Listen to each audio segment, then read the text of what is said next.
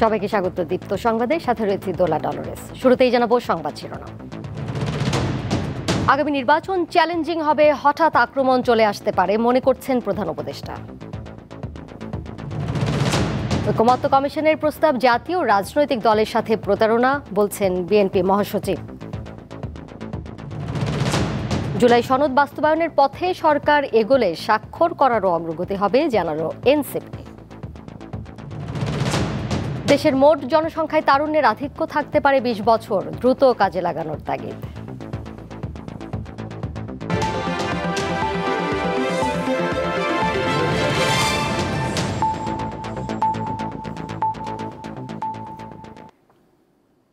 নির্বাচন বানচালে যত অপচেষ্টা হোক তা ঠেকানোর নির্দেশ দিয়েছেন প্রধান উপদেষ্টা ডক্টর মোহাম্মদ ইউনূস। বুধবার ফরেন সার্ভিস একাডেমিতে ব্রিফিংয়ে প্রধান উপদেষ্টার এই নির্দেশনার কথা জানান প্রেস সচিব শফিকুল আলম। গত ৩ নির্বাচনে যারা নির্বাচনী দায়িত্বে ছিল তারা এই নির্বাচনের কোনো দায়িত্বে থাকবে না বলে জানান তিনি। নির্বাচন প্রস্তুতিতে কোথায় কি ধরনের নিরাপত্তা দেওয়া হবে অথবা ঝুঁকির ধরন বুঝে ব্যবস্থা নিতে হবে, সেই বিষয়ে নির্দেশনা পেতে বুধবার প্রধান উপদেষ্টার সঙ্গে বৈঠক করেন আইন শৃঙ্খলা সংশ্লিষ্ট উচ্চ পর্যায়ের প্রতিনিধিরা।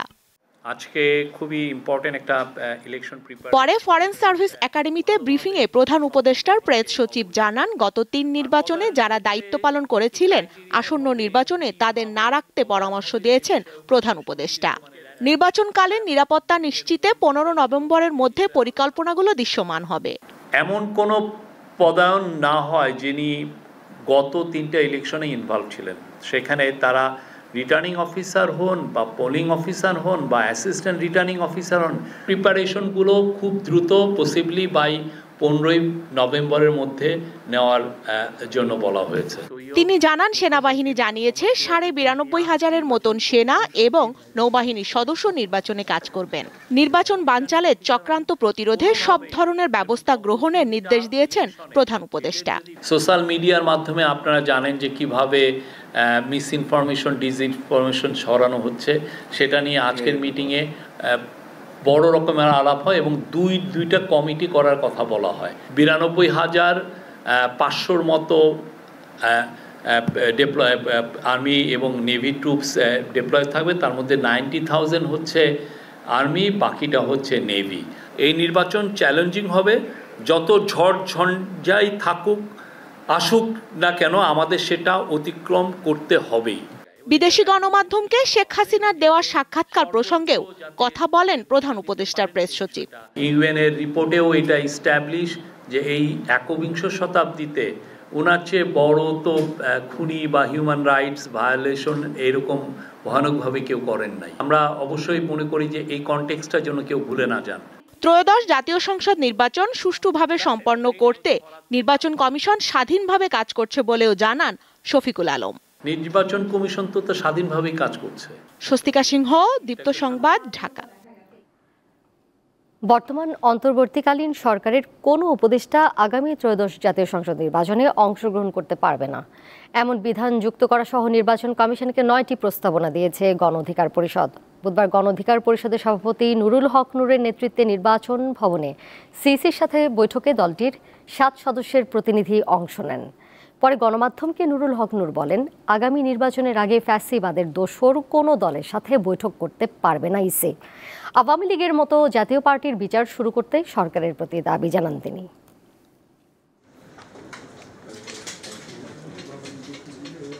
এখনকার বাস্তবতায় দুটি ভোট করা, ওই বাস্তবতাটা আসলে নাই। সরকারের উপদেষ্টা কিংবা সরকারের সুবিধাভোগী কেউ যেন এই ইমিডিয়েট নির্বাচনে অংশগ্রহণ করতে না পারে। আমরা আমাদের দলকে বিকশিত করতে আমরা সারা দেশে ৩০০ আসনের প্রার্থী বাছাই, তাদেরকে পরিচিত করা, গণসংযোগ, এগুলো নিয়ে কাজ করছি। আপাতত নির্বাচনের আসলে কারোর সাথে জোটবদ্ধ হওয়ার বিষয়ে আমরা সিদ্ধান্ত নেইনি। গণভোটের তারিখ ঘোষণার দাবি জানিয়েছে বাংলাদেশ জামায়াতে ইসলামী। বুধবার জামায়াতের কেন্দ্রীয় কার্যালয়ে দলটির নেতাদের সঙ্গে কমনওয়েলথের প্রতিনিধি দল বৈঠক করে। পরে ব্রিফিংয়ে জামায়াতের নায়েবে আমির সৈয়দ আবদুল্লাহ মোহাম্মদ তাহির বলেন, জাতীয় নির্বাচনের আগে গণভোটই সঠিক সিদ্ধান্ত, কারণ গণভোট হবে সংস্কার প্রক্রিয়ার উপর আর জাতীয় নির্বাচন হবে রাষ্ট্রীয় ক্ষমতা নির্ধারণের জন্য। দুটোর চরিত্র আলাদা।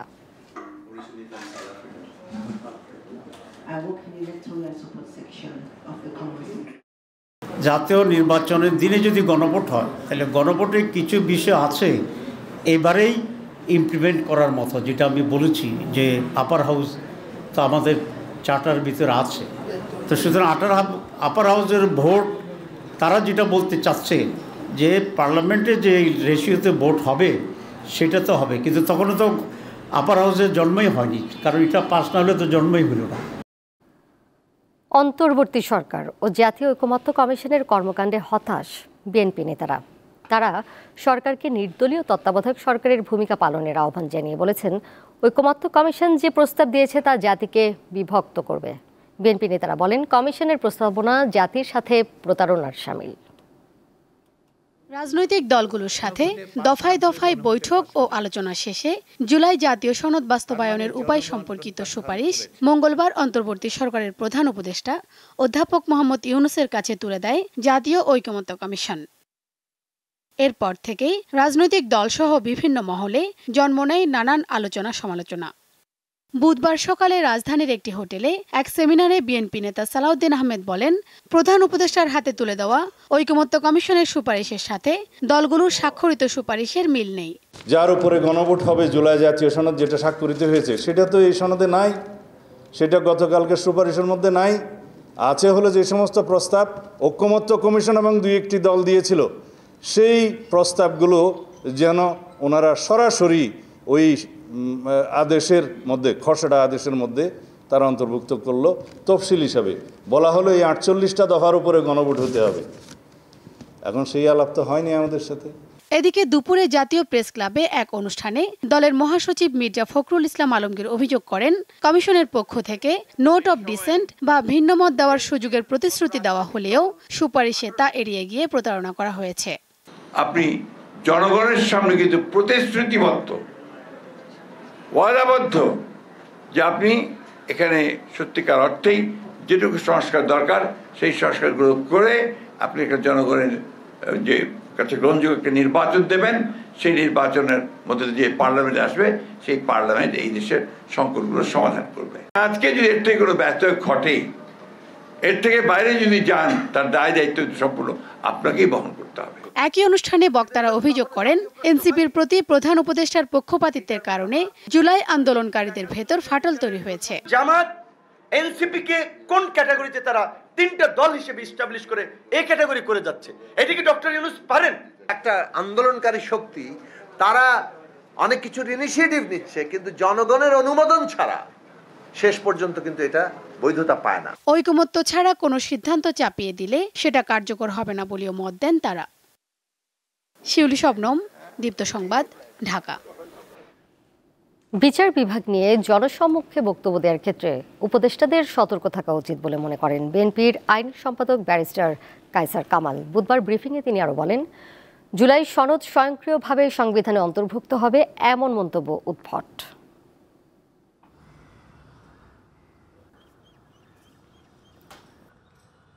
ফাংশনিং জুডিশিয়ারির ব্যাপারে আইন মন্ত্রণালয়ের যিনি উপদেষ্টা, তিনি যে বক্তব্য দিয়েছেন, আমার কাছে মনে হচ্ছে এই বক্তব্যটা তিনি পাবলিকলি না দিলেও হতো।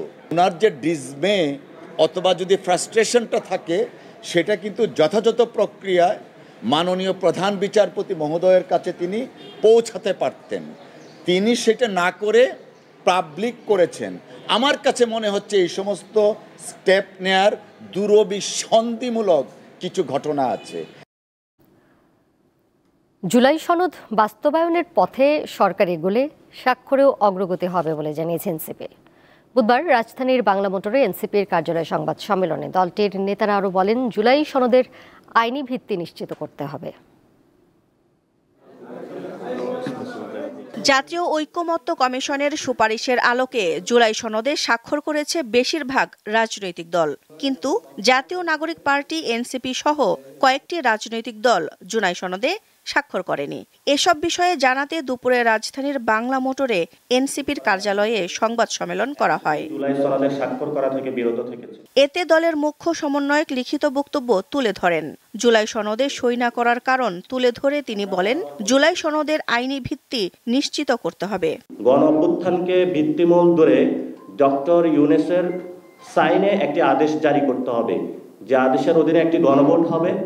টাইম ফ্রেম নিয়ে আমরা স্পেসিফিক কোনো অবস্থান নিচ্ছি না। কাল বিলম্ব না করে অতি সত্বর এই সংস্কার প্রস্তাবসমূহ বাস্তবায়নের উদ্যোগ অন্তর্বর্তী সরকার নিতে হবে। বিএনপির জুলাই সনদে স্বাক্ষর প্রসঙ্গে তিনি বলেন, বাস্তবায়ন প্রক্রিয়া না দেখে সাইন করে বিএনপি ভুল করেছে। এখন অন্যের উপর দায় চাপিয়ে লাভ নেই। এছাড়া এনসিপিকে প্রতীক বরাদ্দের বিষয়ে নির্বাচন কমিশনের প্রতি চ্যালেঞ্জ ছুড়ে দেন নাসির উদ্দিন। তাহলে যদি ওনারা দিতে চায় তাহলে গায়ের জোরে দেখ না, দেখি ওনাদের নির্বাচন কমিশনের কত জোর। নির্বাচন কমিশনে যদি জোর থাকে তাহলে জোর করে চাপিয়ে দেখ, কারণ নির্বাচন কমিশন তো শুধু প্রতীক না, ইলেকশনও জোর করে চাপিয়ে দিয়েছিল গত 3টি ইলেকশন। গণভোট আগে না জাতীয় নির্বাচনের সঙ্গে হবে তা নিয়ে বিএনপি জামায়াতের যুদ্ধ আখ্যা দিয়ে এনসিপির এই নেতা বলেন, এই বিতর্ক সৃষ্টি করে জুলাই সনদ বাস্তবায়ন বাধাগ্রস্ত করা যাবে না। জামায়াত ইসলামী এবং বিএনপির মধ্যে একটি মল্লযুদ্ধ। দিলশাদানি, দীপ্ত সংবাদ, ঢাকা। দেশের জনসংখ্যায় এখন বয়সের দিক থেকে তরুণদের সংখ্যা অনেক বেশি। 15 বছর আগে শুরু হওয়া এই অবস্থা আরও 15 থেকে 20 বছর বজায় থাকবে। এই সময়ের মধ্যে তরুণদের নিজেদের গড়ে তোলার পাশাপাশি বাংলাদেশকে গড়ে তুলতে হবে বলে জানিয়েছেন পরিকল্পনা উপদেষ্টা ডক্টর ওয়াহিদ উদ্দিন মাহমুদ। বুধবার ঢাকায় পিপিআরসির আলোচনায় তিনি কথা বলেন। বাংলাদেশ পরিসংখ্যান ব্যুরো বিবিএস-এর হিসাব বলছে, বর্তমানে দেশে বেকারের সংখ্যা 27 লাখের মতো। তবে 17 কোটি মানুষের এই দেশে বেকারের প্রকৃত সংখ্যা কত, 27 লাখ না তার চেয়েও বেশি, তা নিয়ে চিন্তিত অনেকেই। দেশের জনগোষ্ঠীর বড় একটি অংশ তরুণদের জন্য কিছু করতে হবে এমন ভাবনা থেকেই 3 বছরের প্রকল্প হাতে নিয়েছে উন্নয়ন প্রতিষ্ঠান Power and Participation Research Centre PPRC. এ নিয়ে রাজধানীতে আয়োজিত অনুষ্ঠানে কথা বলেন দেশের বিভিন্ন প্রান্ত থেকে আসা তরুণরা।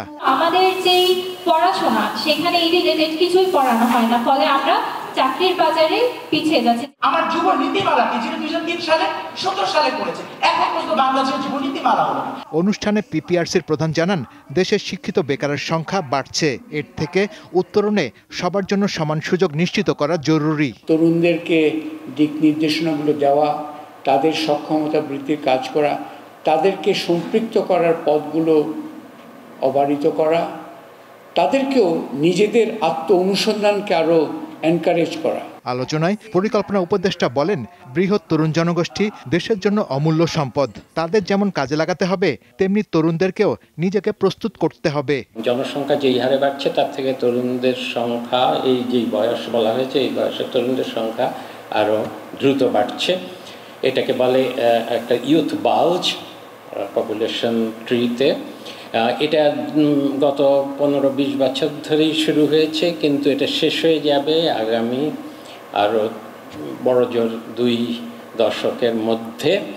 এর মধ্যে এই তরুণদেরকে কিন্তু বাংলাদেশকে গড়ে তুলতে হবে। তিনি বলেন, কেবল চাকুরি নয়, সফল উদ্যোক্তা হিসেবে প্রতিষ্ঠিত হতে হবে দেশের তরুণদের। নিজের কাজটা করা শুধু, তাহলেই। শাহরিয়ার ইমন, দীপ্ত সংবাদ, ঢাকা। নতুন অবৈধ হ্যান্ডসেট বন্ধে 16 ডিসেম্বর থেকে national equipment identity register NEIR চালু করবে বিটিআরসি। এটি চালু হলে দেশের সকল মোবাইল সেট নিবন্ধিত হয়ে যাবে। বুধবার সংবাদ সম্মেলনে এই ঘোষণা দেন প্রধান উপদেষ্টার ডাক, টেলিযোগাযোগ ও তথ্য প্রযুক্তি মন্ত্রণালয় বিষয়ক বিশেষ সহকারী ফয়েজ আহমদ তৈয়ব। এ সময় বিটিআরসির চেয়ারম্যান এমদাদুল বারী জানান, এটি বাস্তবায়নের মধ্য দিয়ে নিরাপত্তা নিশ্চিত করার পাশাপাশি সরকারি রাজস্বেও যোগ হবে বিপুল পরিমাণ অর্থ।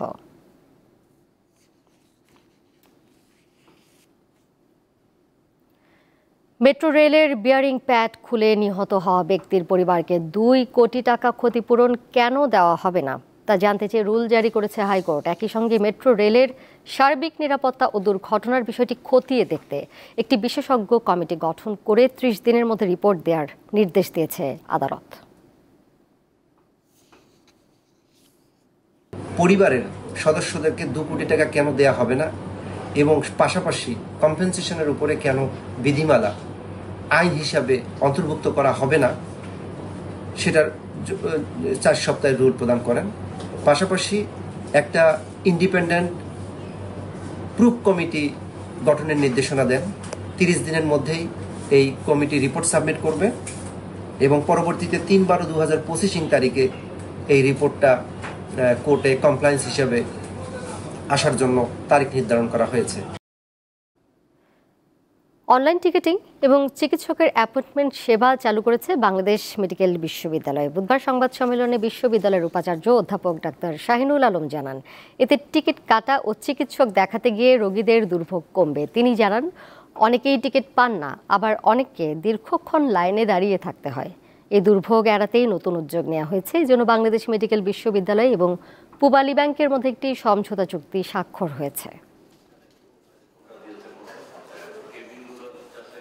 যে রোগীটা আমাদের দুপুর 1টায় দেখাবে সেও কিন্তু 7টার সময় সেখানে লাইন দিচ্ছে, তাতে যে 1টার সময় পাচ্ছে তার ওয়েটিং টাইম কিন্তু হয়ে যাচ্ছে 6 ঘন্টা, আর যে 8টায় সেও তো 8টায় আসতেছে। এই ওয়েটিং টাইমটা ম্যানেজ করতে পারলে আমরা আংশিকভাবে আমরা ম্যানেজ করছি, এখন পূর্ণাঙ্গভাবে আমরা যাবো। সেই ক্ষেত্রে এই অনলাইন ম্যানেজমেন্ট ইম্পর্টেন্ট, কারণ সে বলতে পারবে যে সে 2টার সময় দেখাতে পারবে। কক্সবাজারের টেকনাফে সাগর থেকে 7 জেলেকে ধরে নিয়ে গেছে মিয়ানমারের আরাকান আর্মি। বুধবার টেকনাফ পৌরসভার কায়ুকখালী বোট মালিক সমিতির সভাপতি তথ্য নিশ্চিত করেছেন। তিনি জানান, মঙ্গলবার সন্ধ্যায় টেকনাফের কেকে পাড়া ঘাট থেকে কয়েকটি ট্রলার মাছ ধরতে সাগরে যায়। পরে আরাকান আর্মির সদস্যরা তাদের আটক করে। আটক জেলেদের ট্রলারের সাথে মাছও নিয়ে যায় তারা। মিয়ানমারের সংবাদ মাধ্যম জানিয়েছে, মঙ্গলবার সন্ধ্যায় মিয়ানমারের উপকূলীয় নিরাপত্তা বাহিনীর একটি উপ ইউনিটের টহল দল অবৈধভাবে আরাকান জলসীমায় প্রবেশ করা বাংলাদেশি নৌকাগুলি আটক করে।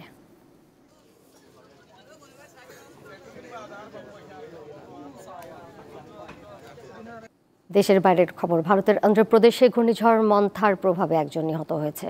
গত মধ্যরাতে অন্ধ্রের উপকূলে কাকিনাড়া বন্দরের কাছে স্থলভাগে আঘাত হানে ঘূর্ণিঝড় মন্থা। ক্রমে শক্তি হারিয়ে মন্থা বর্তমানে গভীর নিম্নচাপে পরিণত হয়েছে। ঘূর্ণিঝড়ের প্রভাবে অন্ধ্রপ্রদেশের 39টি জেলায় ভারী বৃষ্টি ও ঝড়ো বাতাস অব্যাহত রয়েছে। ভারতের আবহাওয়া বিভাগের পূর্বাভাসে বলা হয়, ঝড়ের প্রভাবে আজও অন্ধ্রপ্রদেশ সহ আশপাশের এলাকায় ভারী বৃষ্টি অব্যাহত থাকবে। সাধারণ মানুষকে আবহাওয়া বিভাগের সতর্কবার্তা মেনে চলার আহ্বান জানানো হয়েছে।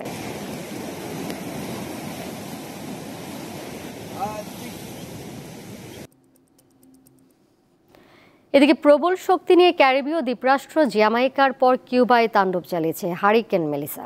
এই ঘূর্ণিঝড়ের আঘাতে জ্যামাইকায় অন্তত 7 জনের মৃত্যু হয়েছে। স্থানীয় সময় মঙ্গলবার ক্যাটাগরি 5 মাত্রার হারিকেন হিসেবে জ্যামাইকায় আঘাত হানে এটি, যা দেশটির ইতিহাসে সবচেয়ে শক্তিশালী হারিকেন হিসেবে বলা হচ্ছে। এর প্রভাবে জ্যামাইকায় দেখা দিয়েছে বন্যা পরিস্থিতি। পরবর্তীতে কিছুটা শক্তি কমে মেলিসা ক্যাটাগরি 3 হারিকেন হিসেবে কিউবাতে আঘাত হেনেছে।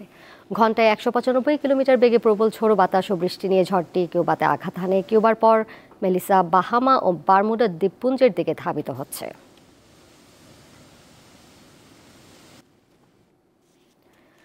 কানাডার ব্রিটিশ কলাম্বিয়ায় ভারতীয় বংশোদ্ভূত শিল্পপতিকে হত্যার দায় স্বীকার করেছে ভারতের লরেন্স বিশনোই গ্যাং।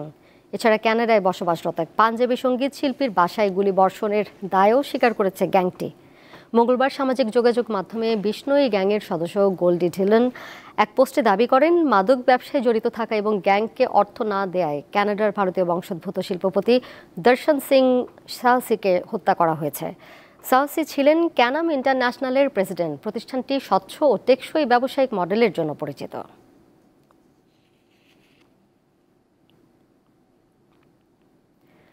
হামাসের বিরুদ্ধে যুদ্ধবিরতি চুক্তি লঙ্ঘনের অভিযোগে গাজায় হামলা চালাচ্ছে ইসরায়েল। এতে অন্তত 104 জন নিহত হয়েছে। গাজা উপত্যকার রাফাতেও ব্যাপক গোলাগুলি ও বিস্ফোরণের শব্দ শোনা গেছে। মিশর সীমান্তবর্তী এই অঞ্চলটি মঙ্গলবার বিস্ফোরণে কেঁপে ওঠে।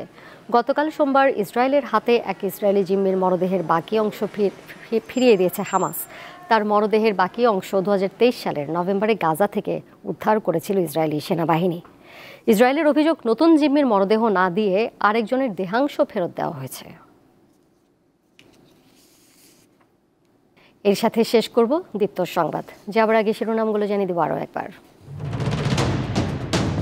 আগামী নির্বাচন চ্যালেঞ্জিং হবে, হঠাৎ আক্রমণ চলে আসতে পারে মনে করছেন প্রধান উপদেষ্টা।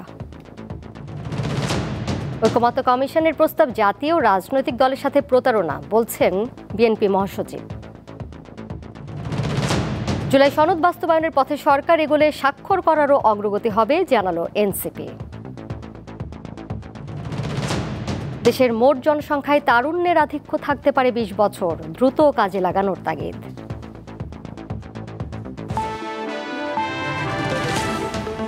এই ছিল এখনকার মতো। এর সাথে বিদায় নিচ্ছি আমি দোলা ডলরেস। আরও তথ্য এবং বিনোদনের নানা খবরাখবর জানতে যুক্ত থাকুন দীপ্ত ডিজিটাল প্ল্যাটফর্মে। ধন্যবাদ সবাইকে এতক্ষণ সাথে থাকার জন্য।